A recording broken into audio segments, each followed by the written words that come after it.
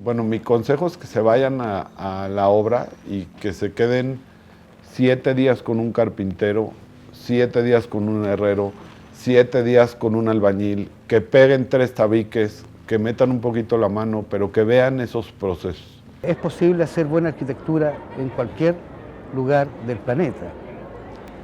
Que es posible que también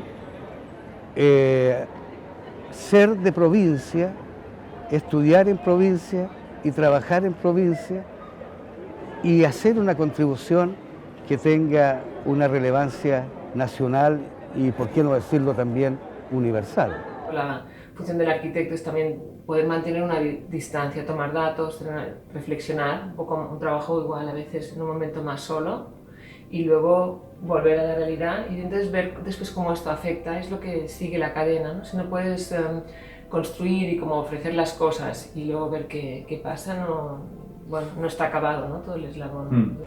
Que para poder hacer buena arquitectura no solo hay que hacer buen diseño, sino que hay un montón de otras variables y el trabajo colaborativo, que le llamamos, es lo fundamental. Por ejemplo, le recomendaría viajar mucho, no hacer práctica profesional hasta no terminar la carrera. O sea, de hecho no la haría, pues no haría la práctica profesional y creo que tiene que compensar la falta de información y de profundidad con el uso de su tiempo libre leyendo los textos seminales de la historia de la arquitectura que le va a permitir entender dónde se puede parar y qué puede hacer o a dónde llevar la disciplina. Cada pequeño proyecto, por más pequeño que sea, lo tiene que hacer hasta las últimas consecuencias y esa es la única manera de seguir avanzando en la arquitectura. Un estudiante de arquitectura tiene que haber dado la vuelta al mundo 3 veces, se tiene que haber casado 2 veces y tiene que haber estado en la cárcel 1 vez antes de empezar la arquitectura. En el fondo, lo que venía a decir es que para estudiar la carrera uno tiene que estar realmente preparado y tiene que haber estado expuesto al mayor número de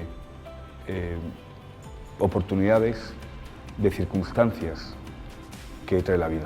Me parece que no solamente uno hace arquitectura cuando recibe un encargo de arquitectura, sino puede pensar muchas otras cosas que nos rodean como un arquitecto y de forma creativa, como un arquitecto de forma creativa. Me parece que ese es el mejor consejo que le podría dar a alguien que se está iniciando en la profesión, que pueda, digamos, arquitecturizar un poco el mundo.